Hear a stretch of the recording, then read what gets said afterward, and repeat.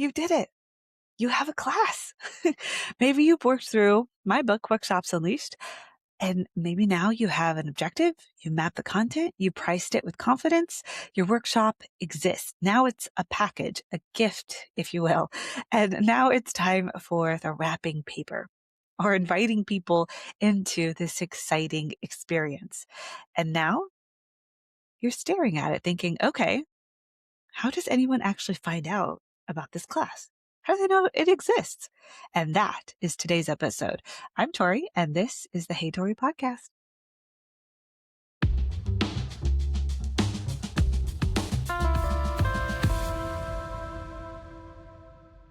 So welcome back to part 2 of our Workshops Unleashed series. So last episode, we had to kind of set you up for this one.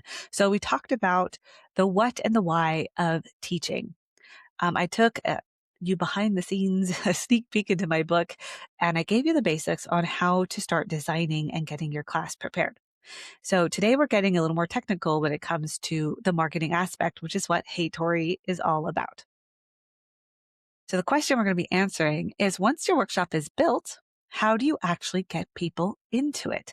This is where I see the most freeze, right? It's not in the designing so much. It's in the marketing. So let's fix that. So during the past 3 book clubs that I've hosted, I hear consistently in some form, okay, my workshop is ready. Do I need to build some big program to get people in it?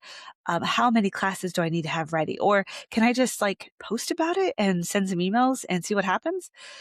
So underneath these questions, there's real confusion about how to get the word out about your class. We're always looking at, how do I do this the easiest, most efficient way? And that encompasses what's called scale.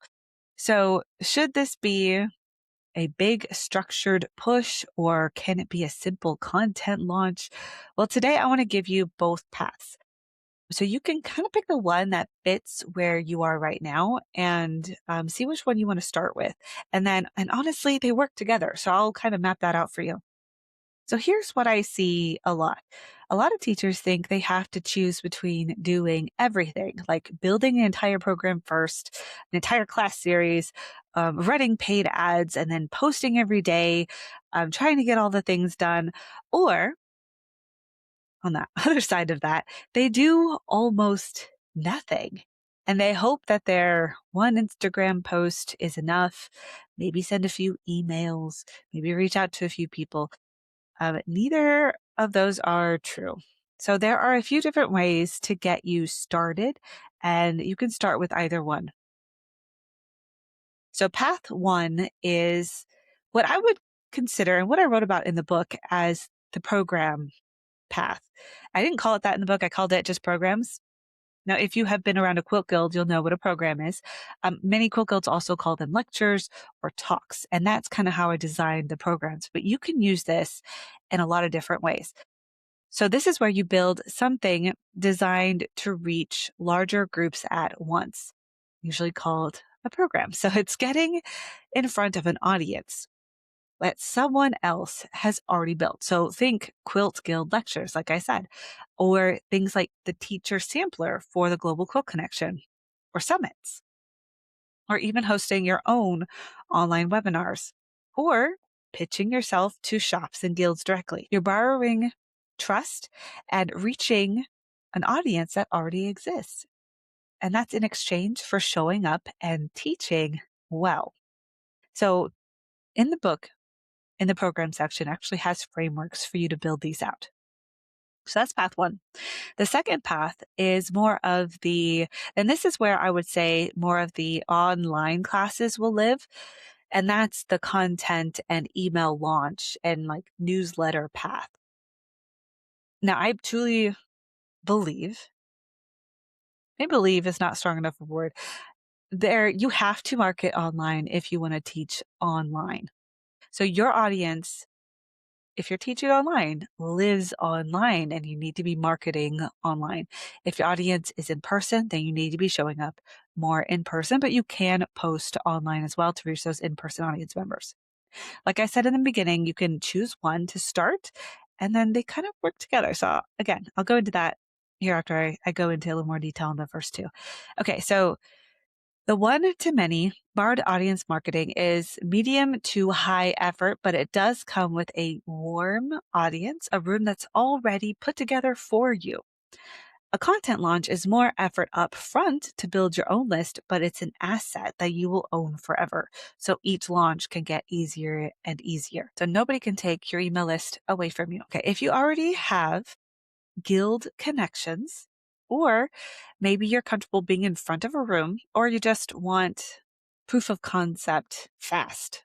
In the last podcast episode, we talked about how you can start teaching like today. And I mean today as in the next couple of weeks, but you can start getting it all done right now. And that can be an email reaching out. That can be getting the book and downloading the framework for the program and start creating your program. Which one of them is a quilter's journey. So anyone can create a program around their own journey in quilting. But anyway, if you are comfortable with being in person and being in front of a crowd, start with the program path. It's often faster to your first paying students because the audience is already there. You already have connections. You can reach out and be like, hey, I am building a lecture or a program and I'd love to present it to our guild and see what they think. Right? So if you're building your audience from scratch, or if you want full control over your pricing, over your calendar, or you're more comfortable with writing than presenting on video or live, start with the content launch and the newsletter path. And again, keep in mind of how you want to show up to teach. Are we showing up in person or are we teaching online? And honestly, again, most teachers eventually use both. So you use the program to get real practice. You get real testimonies fast, and you can reach out to more and more guilds once you start getting in the rhythm of it and you build up a network. You use those to fuel your own content, and then you could do more content launches. So you're not building your email list from zero. It just keeps growing. So you're bringing in new people using webinars, using summits, using in-person classes, using in-person guild presentations, and then you're sharing your workshops with that email list and you keep building it. So that's how they work together. So let's say you're doing the content launch and newsletter path. Inside the Digital Marketing Magic Coaching Program, this is exactly what I've created the Creatives Email Launch Assistant for. We call her CELA, CELA, CELA. So she actually takes the framework from the book and helps you with a 10-day launch plan. Inside that talks about content and email. But again, you don't need CELA. You also have the framework in the book. CELA helps you put it into your words for your workshop. So once you've launched your class, then you move these emails into a series of newsletters. So you can build these out pre-built newsletters, or you can send them out on a consistent basis every week or twice a month. I do suggest doing it at least at least twice a month. But it keeps them warm, keeps you top of mind. They get to see what you're working on, maybe what your next class is. There's all about newsletters in a different episode. And then when you're ready for the next class, you launch again. So now I'd like to tell you about Tanya. So Tanya is going to be a guest in our next episode. I'm really excited to bring her on so she can tell her side of this. But Tanya has taken the program route and she designed her own programs for quilting shows. And she's taken this and she's built a business out of it. And I'm really excited to invite her on to tell you in more detail how she's built that up, how she markets herself, and how she's grown since she took the book club. But here is your Hey Tori takeaway in the meantime. And I want you to go ahead and do this in just a couple of minutes. Don't take more than 20 minutes on this, but pick one of those paths, just one. So if you're leaning towards the program path, write down a few topics that you could go over. One of the things the book does, like I said, is have a program framework. And one of those frameworks is a teacher's journey.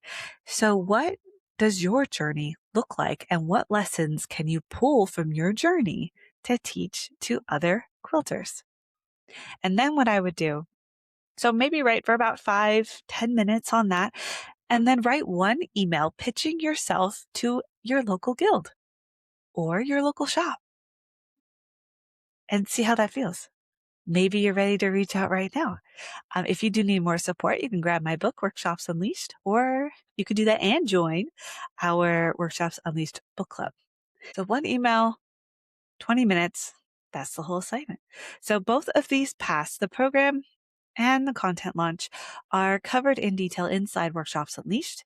There's extra support within the book club, and there's even more support on the marketing side of things inside the digital marketing coaching program.